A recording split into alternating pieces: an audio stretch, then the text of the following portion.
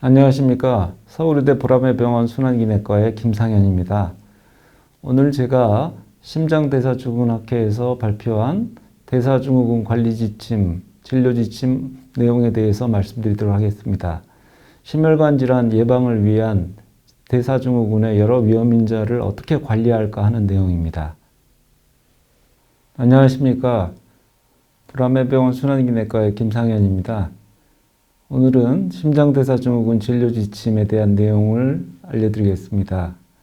심혈관 질환 예방을 위한 대사증후군 관리에 대한 내용입니다. 대사증후군 정의를 보시면 5개의 위험인자 중에서 3개 이상을 가지고 있는 경우를 대사증후군으로 정의하고 있습니다.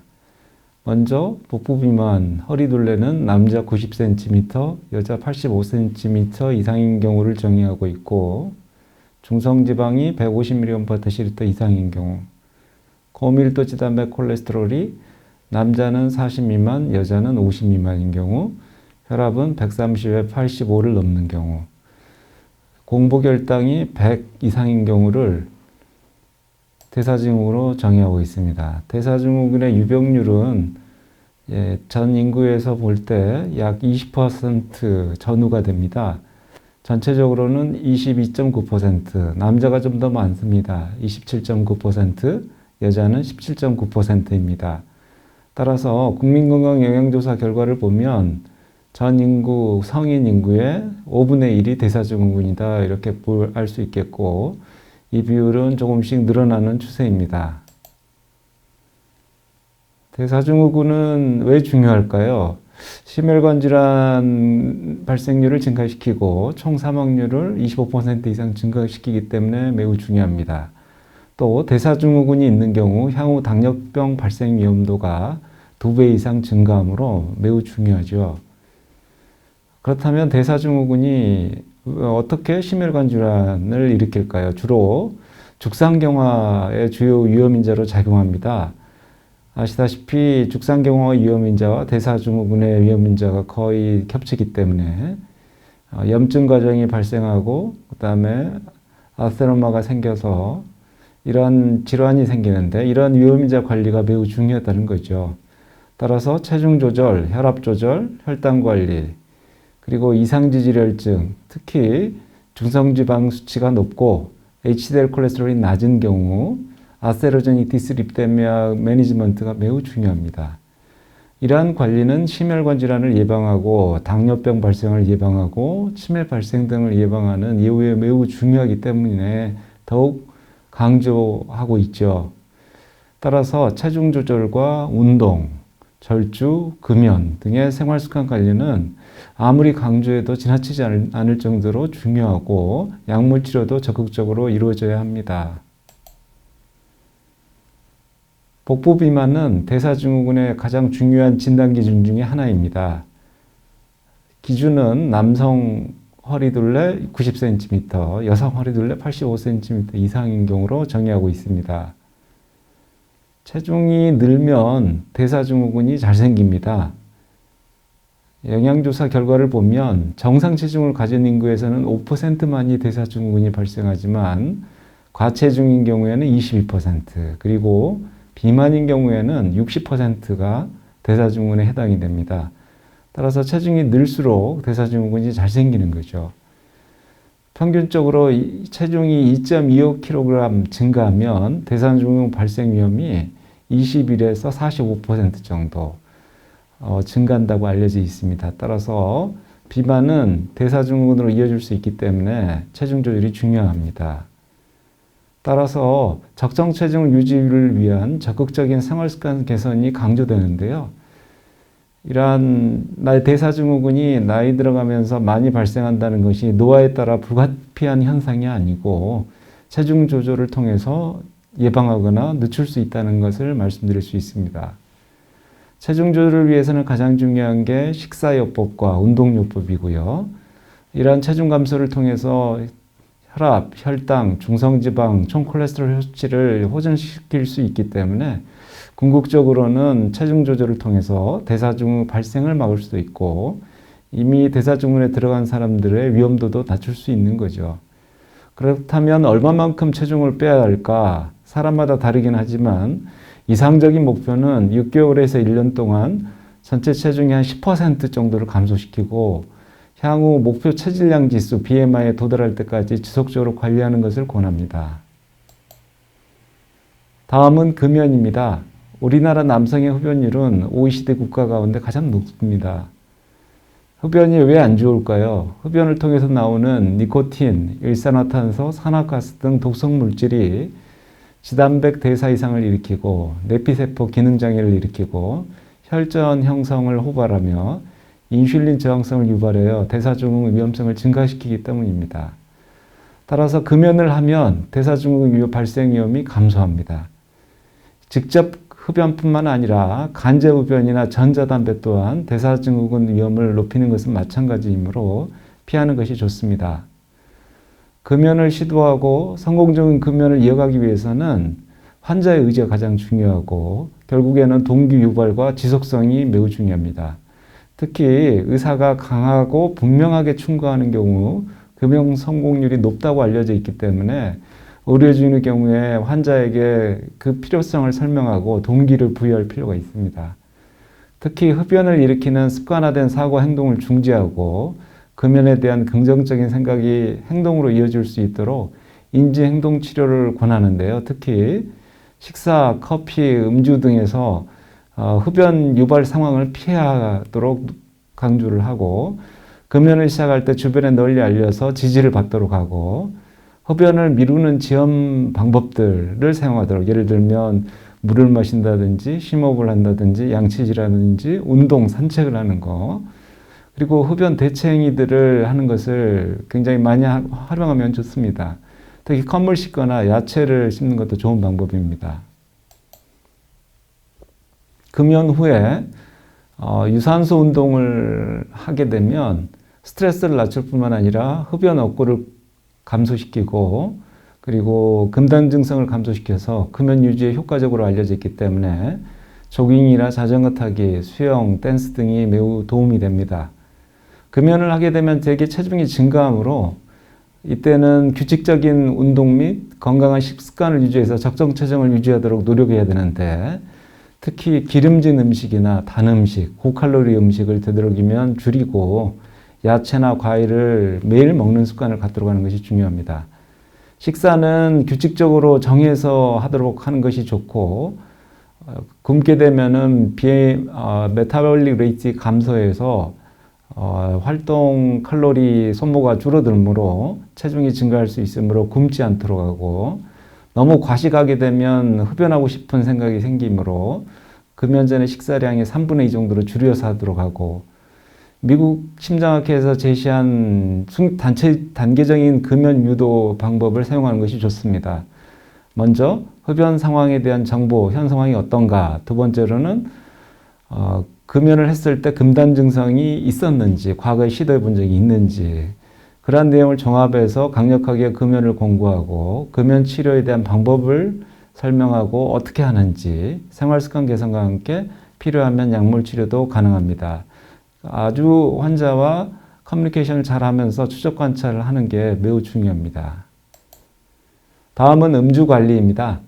적당한 음주는 심혈관 질환, 당뇨병, 사망률을 낮출 수 있다고 알려져 있는데 음주량이 증가하면 혈압이 올라가고 중성지방이 증가하기 때문에 음주를 관리하는 게 필요하고 특히 우리나라 경우에는 술에 대해 약간 관대한 사회 분위기가 과거에 있었는데 거기에 따라서 포금하는 비율도 높았고 알코올 소비가 적었던 여성에서도 꾸준히 증가하는 경향도 보이고 있었는데 최근 들어서 많이 감소하는 경향을 보이고 있어서 다행이라고 생각합니다. 하지만 코비드-19 이후에 혼술이 증가하면서 알코올 소비량이 증가하기 때문에 이에 대한 관리와 관심이 필요하다 이렇게 말씀드릴 수 있겠습니다. 대사증후군의 여러 구성 요소들은 알코올과 용량 반응 관계를 보이기 때문에 용량이 알코올 섭취가 증가하며 위험인자가 증가하게 되고 대개 제2자형 연관성을 보입니다. 하루 5g 이하의 음주는 대사증후군의 위험을 감소시키지만 35g 이상 음주하게 되면 위험이 매우 증가합니다. 혈압의 경우에도 알코올 섭취가 증가하면 혈압이 점점점 증가하는데 석 잔 이하로 마시게 되면 혈압을 낮춘다는 일부 보고도 있습니다. 지질 수치의 경우도 알코올과 제2장의 연관성을 보이고 있는데 알코올 섭취가 늘어나면 중성지방이 올라가고 HDL 콜레스테롤은 감소합니다. 그렇지만 한두 잔의 음주는 지질 수치 개선에 도움된다고 알려져 있는데 이를 위해서 음주를 권유하지는 않습니다. 적당한 음주는 인슐린 감수성을 개선한다고 알려져 있고 당뇨병의 위험도 감소한다는 그런 보고도 있습니다만 알코올 섭취가 늘어나면 당뇨병 발생이 증가하기 때문에 이 또한 제2장의 연관성을 보입니다. 따라서 세계보건기구에서는 남자는 40g 미만, 여자는 20g 미만으로 제한하도록 권유를 하고 있는데요.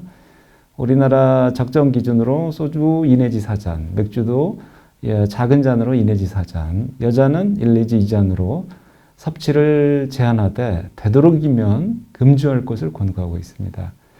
폭음은 대사증후군 위험을 증가시킬 뿐만 아니라 부정맥과 심혈관사간 발생도 증가시키고 사고 발생을 늘리기 때문에 적당량으로 절주하는 것이 대사증후군 위험을 감소시킬 것이라는 가능성을 제시하고 있지는 하지만 음주가 습관성이 되지 않도록 하고 되도록이면 끊도록 권유를 하고 있는 거죠. 식사요법에 대해서 말씀드리겠습니다. 가장 중요한 것은 섭취하는 총 지방량 및 지방산의 종류가 중요합니다. 먼저 포화지방의 섭취가 증가하면 지질 농도가 증가하고 동맥경화가 증가하기 때문에 되도록이면 불포화지방산으로 대체해서 섭취하도록 하는 것이 좋고 트랜스 지방의 경우에는 동맥경화 아주 중요한 위험인자이기 때문에 되도록이면 거의 섭취하지 않도록 노력하는 것이 좋습니다. 오메가3 지방산이 함유되어 있는 등푸른 생선을 주 2 내지 3회 정도 규칙적으로 섭취하는 것이 좋습니다. 탄수화물은 체내에 들어가면 포도당으로 전환돼서 에너지원으로 사용되죠. 하지만 과다 섭취하면 지방으로 전환돼서 중성지방이 올라가고 HDL 콜레스테롤이 감소합니다. 따라서 대사증후군 환자의 경우에는 탄수화물 섭취를 줄이고 정제된 흰쌀밥이나 흰 밀가루보다는 통곡물을 섭취하는 것이 좋습니다. 소금을 많이 섭취하면 체내 나트륨량이 증가하면서 체액이 증가하고 혈압이 상승합니다. 따라서 저나트륨 식사가 도움이 되고요. 식이섬유는 장내에서 소화 흡수되지 않고 음식과 섭취되는 여러 영양소 물질들을 흡사하게 배출하는 역할을 하기 때문에 이상지질증을 개선하고 변비 등을 예방할 수 있습니다. 하지만 식이섬유가 과다 섭취되면 영양분 흡수를 방해할 수 있으므로 적당량 섭취가 필요합니다.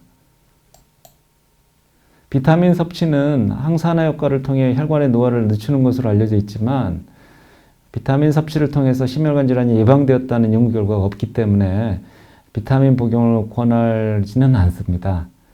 Dietary Approach to Stop Hypertension, 줄여서 DAISY 다이어트라는 다이어트는 여러 영양소를 골고루 먹자는 취지에서 고혈압 환자들을 위해서 개발된 요법입니다. 신선한 채소와 과일, 저지방 유제품, 현미와 도정되지 않은 여러 가지 통곡물, 생선, 그리고 기름기 없는 닭고기 위주의 식단으로 구성되어서 수축기 혈압을 낮추고 지질 개선에도 도움이 됩니다. 다음은 운동요법입니다. 과체중 비만의 초기 치료는 식사 습관 조절과 규칙적인 운동인데 특히 운동은 체중 감량과 유지에 아주 좋습니다. 운동은 체중 관리뿐만 아니라 만성 질환을 예방하고 기대 수명을 늘리는 효과도 있습니다. 운동은 유산소 운동, 근력 운동, 복근 운동, 균형 운동, 유연성 운동 등이 있는데 운동의 종류에 상관없이 가장 중요한 것은 운동 강도입니다. 그래서 운동 강도가 운동요법의 효과를 결정하는 가장 중요한 위험인자입니다. 결국에는 어떤 강도로 얼마의 시간 동안 총 운동량이 중요한 거죠. 20대의 젊은 나이에서는 비만 예방을 위해서 중등도 강도로 주당 150분 정도 시행하는 것으로 체중 증가를 예방하는 효과가 있다고 알려져 있습니다. 하지만 이미 비만 상태이거나 고령인 경우에는 좀 더 운동을 더 해야 되는데요. 한 번에 60분 이상, 그리고 주당 6회 이상 운동하시는 것이 좋습니다. 일반적으로 체중 감량을 위해서는 더 운동해야 되는데 중등도 강도 이상으로 매일 60분 이상, 주당 1000칼로리 이상, 하루 150kcal 이상 추가 소비할 것을 권고하고 있습니다. 운동만으로는 체중 감량이 어렵기 때문에 적절한 식사요법을 병행해야 합니다. 유산소 운동은 심혈관 질환의 위험도를 낮추고 염증도 가라앉힙니다. 저항성 운동은 신체 기능을 향상시키고 혈당 조절, 혈압 강화에 효과적입니다. 중등도 강도 이상의 운동 총량에 따라서 심혈관 질환이나 사망률이 감소하는 역상관관계가 있기 때문에 운동량이 많은 게 좋은데요. 다치지 않도록 적절하게 운동하는 것이 필요합니다. 심혈관계 건강을 지키기 위해서는 매주 150분 이상 중간강도 운동, 빠르게 걷거나 자전거 타거나 요가, 수영 또는 75분 이상의 고강도 운동, 조깅, 달리기, 자전거 타기, 테니스, 수영, 강도 높은 수영을 할 것을 권고하고 있습니다. 짧은 시간 동안 운동을 하는 것도 장시간 운동을 수행하는 것과 마찬가지로 효과적입니다. 결국에는 운동량이 중요하므로 운동은 일주일간의 총 운동 시간을 기준으로 계획할 것을 권고하고 있고, 되도록이면 일상생활에서 장시간 앉아 있는 것보다는 활동하면서 움직이는 것을 권유를 하고 규칙적으로 운동하는 습관을 가지도록 권고를 하고 있습니다. 여기서 주의할 것은 레저로 여가 활동을 하는 운동 경우에는 심혈관 사망을 줄였지만 육체적인 노동 활동의 경우에는 오히려 심혈관 사망이 증가한다는 연구 결과가 있어서 이러한 긴장도나 스트레스가 같이 작용한다는 걸 알 수가 있습니다. 다음은 인지행동 치료입니다. 어렸을 때부터 이어져 오는 여러 가지 습관은 성인이 돼서도 계속 이어질 가능성이 많습니다. 이러한 습관은 유전적인 요인 외에도 환경적인 요인이 상호작용을 해서 만들어지는데요. 또한 잘못된 의료정보 등이나 잘못된 상식을 가지고 이런 옳지 않은 습관을 만들어서 고쳐가 되는 경우에는 좋지 않습니다. 따라서 인지행동 치료에서는 환자를 지속적으로 관리할 수 있는 의료인의 역할이 더욱 강조됩니다. 따라 일관된 태도로 환자와 긍정적 관계를 형성하는 게 아주 중요하기 때문에 상호 신뢰가 기반이 돼서 의학적인 지식 외에도 생활 환경, 지식 정도, 경험, 관심사 등을 폭넓게 파악해서 환자 개개인에 맞는 상담과 바람직한 행동을 하기 위한 동기 유발을 성공적으로 하는 것이 매우 중요합니다. 그렇기 위해서는 가족관계의 파악이나 가족들의 지지도 중요하고요. 따라서 환자가 그동안 가지고 있던 잘못된 생활 습관을 단기간 내에 고정하기는 아주 힘듭니다. 따라서 서서히 이러한 것들을 지속적으로 유지하도록 하고 생활 습관 변화가 있는 긍정적인 변화가 보인다면 칭찬을 통해서 지지하는 것이 매우 중요합니다. 결국에는 환자 스스로 본인이 생각해서 판단해서 생활습관과 행동을 지속적으로 유지하는 것이 중요하기 때문에 이를 도와주는 그러한 역할을 의료인들이 해야 된다고 얘기할 수 있습니다. 치매가 점점 늘어나고 있죠. 치매의 원인은 뇌세포 표면에 있는 베타 아밀로이드라는 단백질의 응집을 일으키면서 독성을 띠게 돼서 세포가 죽는 건데요.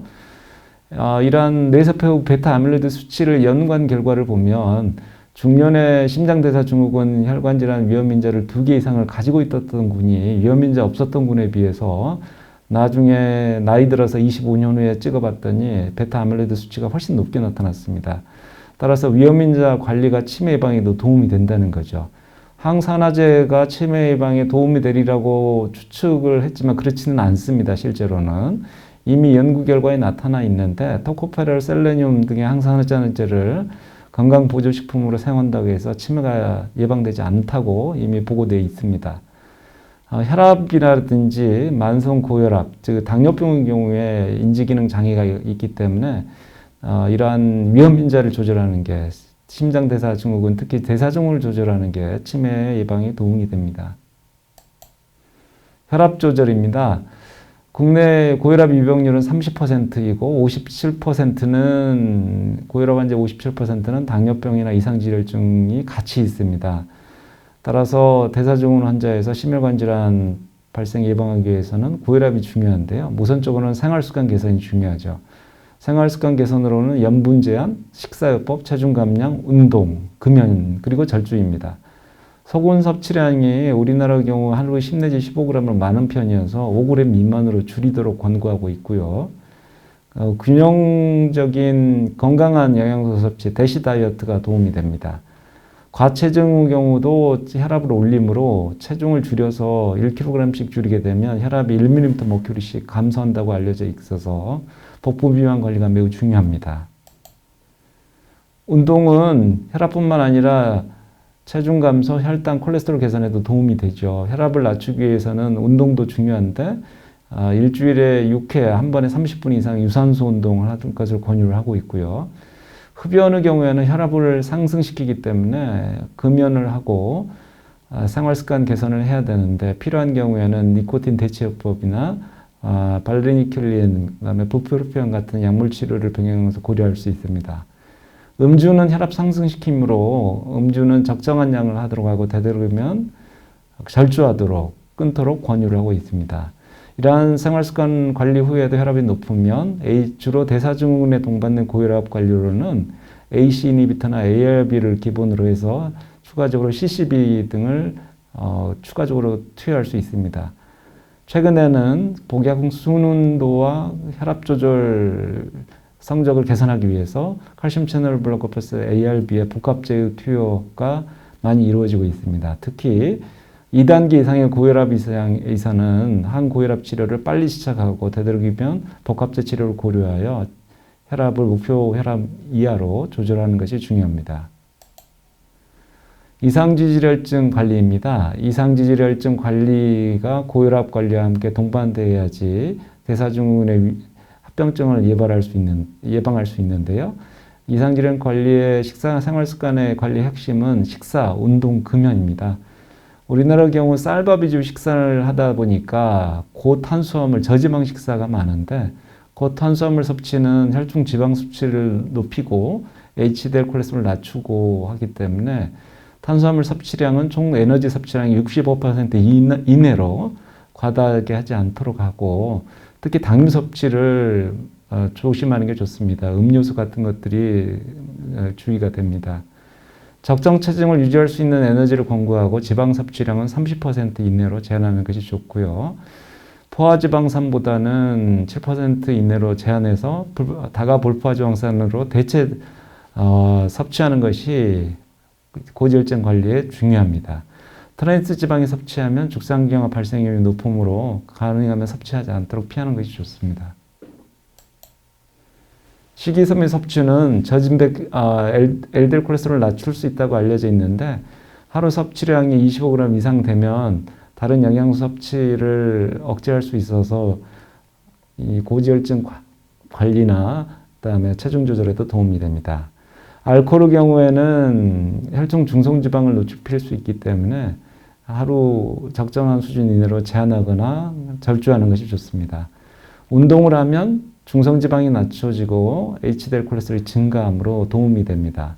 신체 활동량을 늘려서 중등도 이상의 유산소 운동을 30분 이상, 주 4 내지 6회 이상, 그리고 저항성 운동은 주 2회 이상 규칙적으로 시행하는 것이 좋습니다. 흡연하면 콜레스테롤 역수성이 감소해서 장애를 일으키기 때문에 금연하는 것이 좋고요. 또 흡연은 지방산 분해를 촉진시켜 혈중 유리지방산을 증가시키므로 좋지 않습니다. 약물 치료는 간에서 콜레스테롤을 합성하는 스타틴이 1차 치료 약물이고 장에서 콜레스테롤 흡수를 억제하는 에제티마이브가 2차 치료제입니다. 최근에는 스타틴과 에제티마이브 복합제가 나와서 널리 사용되고 있습니다. 이로 통해서도 치료가 되지 않으면 고위험군, 초고위험군에서는 PCSK9 모노클로널 안티바디를 고려할 수 있고요. 고중성지방 혈증의 경우에는 생활습관 개선과 1차 치료로 스타틴, 그래도 안 되면 페노파이브레이트나 오메가3 지방산을 병용할 수 있습니다. 협심증, 뇌졸중, 당뇨병, 만성신장질환, 말초동맥질환 등의 초고위험군 및 고위험군의 경우에는 스타틴 약물 치료를 반드시 고려하시는 게 좋습니다. 혈당 조절입니다. 대사증후군 환자는 2형 당뇨병 발생 위험도가 2배에서 5배 이상 높기 때문에 혈당 관리가 매우 중요합니다. 따라서 주 5 내지 6회 1회 30분 이상의 중등도 강도의 규칙적인 운동과 식사 습관이 중요합니다. 식사는 기본적으로 열량을 줄이는 것이 중요하고 탄수화물 비율을 낮추고 그 다음에 혈장 중성지방, 혈당을 낮추고 내장지방을 감소시키는 그런 쪽으로 진행하는 것이 좋고요. 더 탄수화물 식사 외에도 지방 섭취를 줄이고 그리고 다가 불포화 지방산 섭취는 적절하게 늘리고 트랜스 지방은 피하는 것이 좋습니다. 단백질의 경우에는 육류보다는 생선이 인슐린 저항성의 염증 지표 개선에 도움이 되고요. 지중해 식단이 혈당을 낮추고 염증 지표를 개선하는 데 도움이 됩니다. 주로 지방은 생선에서 많이 얻는 것이 좋고요. 단백질도 마찬가지입니다. 그리고 단일 또는 다가 불포화 지방산이 포함된 과일, 채소, 견과류, 콩류, 전곡류, 생선류 등이 도움이 됩니다. 또 파슬리나 블루베리, 홍차, 감귤류, 코코아, 땅콩 등에 포함된 플라보노이드라든지 녹차, 포도주 등의 폴리페놀 등은 이상지혈증, 고혈압, 비만, 인슐린 저항성 등의 여러 대사증후군의 요소들을 개선시킬 수 있으므로 적절하게 섭취하는 것이 좋습니다. 우리나라 한국 고유 식단은 각 영양소들이 골고루 포함된 좋은 식단입니다. 다만 일부 튀기는 음식이라든지 칼로리가 높은 음식, 탄수화물이 많은 음식을 피하는 것이 좋습니다. 그 외에 유제품을 하루 규칙적으로 섭취하고 저탄수화물 식사, 그다음에 적절한 양의 달걀 섭취, 그다음 수용성 섬유질 섭취가 인슐린 저항성을 개선할 수 있습니다. 마지막으로 약물 치료가 필요한 경우에는 메포민이나 SGLT2 억제제, GLP-1 리셉터 아고니스트 등이 혈당 조절에 매우 도움이 되고 체중 감소 효과도 있기 때문에 당뇨병 치료에 도움이 됩니다.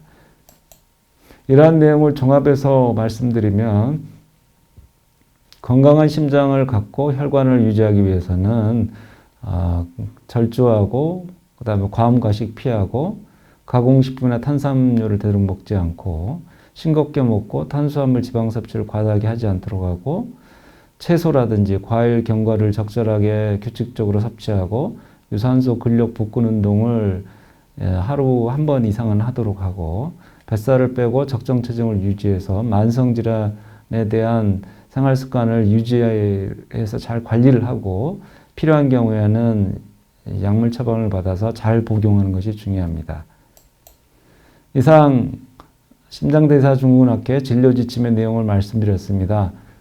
이 진료지침위원회는 제가 위원장으로 있고 여러 위원 교수님들이 도움을 주셔서 이 진료지침을 마련하였습니다. 경청해 주셔서 감사합니다.